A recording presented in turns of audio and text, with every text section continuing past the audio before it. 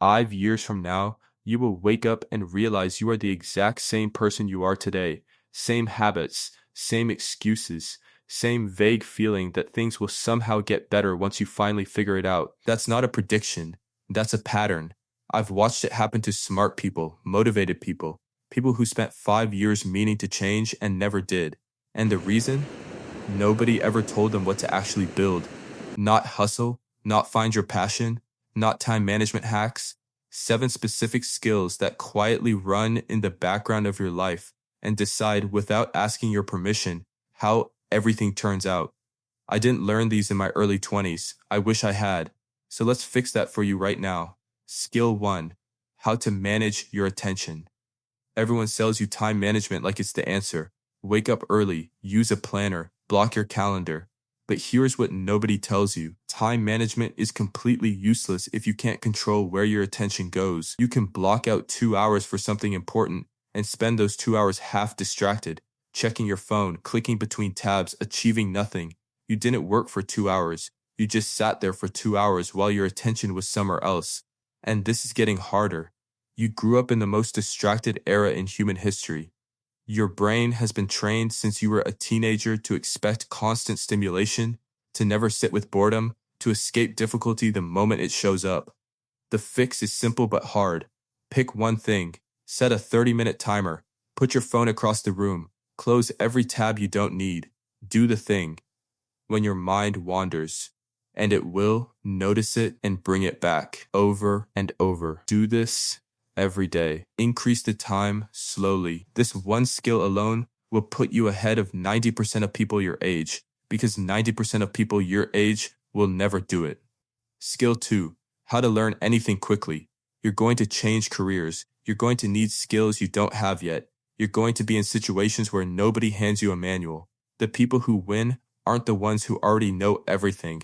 They're the ones who can learn fast. But most people have terrible learning habits.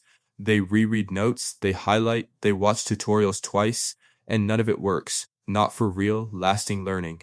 What works is active recall and spaced repetition. Active recall means testing yourself instead of reviewing. Don't reread your notes, close the book, and try to remember what you just read. Don't rewatch the tutorial, watch it once, then try to do the thing yourself. Your brain learns by retrieving information, not by consuming it. Every time you force yourself to remember something, you strengthen that memory. Every time you passively review, you trick yourself into thinking you know it because it looks familiar. Spaced repetition means reviewing at increasing intervals. Today, then tomorrow, then 3 days later, then a week later, then a month later. That's how you move things from short-term to long-term memory. That's how you actually keep what you learn. Apply this to anything: languages, coding, business, whatever you're trying to build, and every other skill becomes easier to acquire. Skill 3: how to talk to anyone, including people above you. Most people in their 20s will network with peers all day, but put them in a room with someone who's actually accomplished something and they freeze. They get awkward. They don't know what to say. They avoid the interaction entirely. I get it. It feels intimidating. These people have done things you haven't, and you don't want to sound stupid or waste their time. But here's what you need to understand. Most successful people are just people. They're not sitting around judging you. And most of them genuinely enjoy talking to younger people who are curious and ask real questions. The skill is simple. Be curious. Ask questions. Actually listen to the answers instead of waiting for your turn to talk. Don't try to impress them with what you know. Impress them with what you want to learn. And be direct. I'm trying to learn about X. You've done Y. Could I ask you a few questions? Most people will say yes. And if they say no, you're no worse off than if you never asked. Do this once a week. Talk to someone you wouldn't normally talk to. Not to network in some transactional way, just to genuinely learn something. Do this for a year, and your entire professional trajectory will be different. Skill 4: how to create content. You don't need to be an influencer. You don't need to go viral. You don't need millions of followers.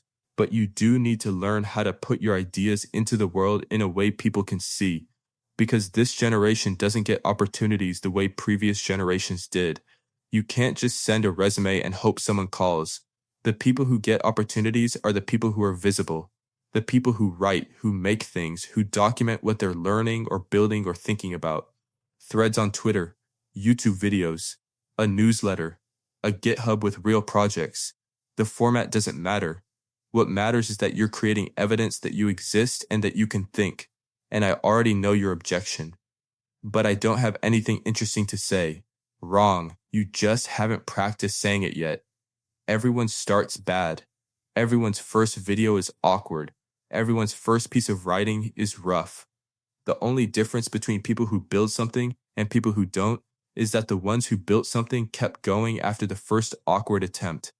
The ones who didn't stopped. Skill 5. How to have difficult conversations. Most people in their 20s avoid conflict like it's a disease.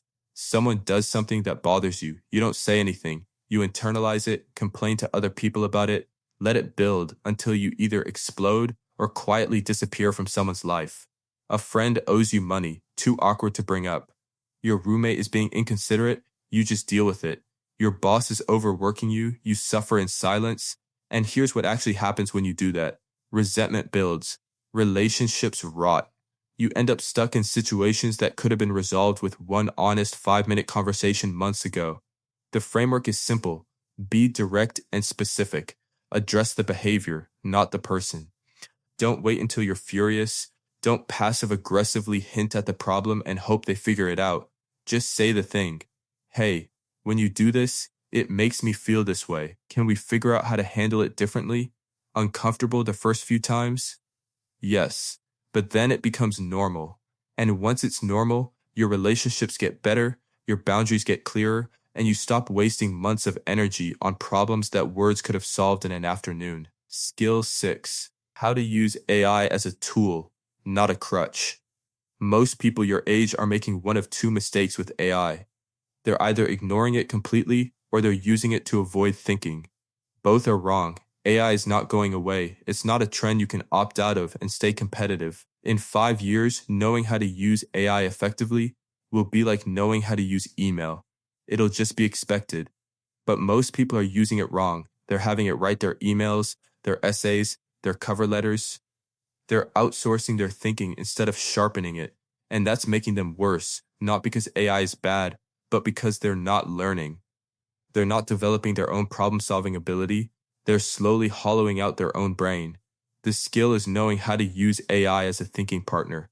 Use it to brainstorm. Use it to pressure test your logic. Use it to get unstuck. Use it to understand something faster by asking it to explain the same concept 5 different ways until one clicks. But don't use it to do the thinking for you.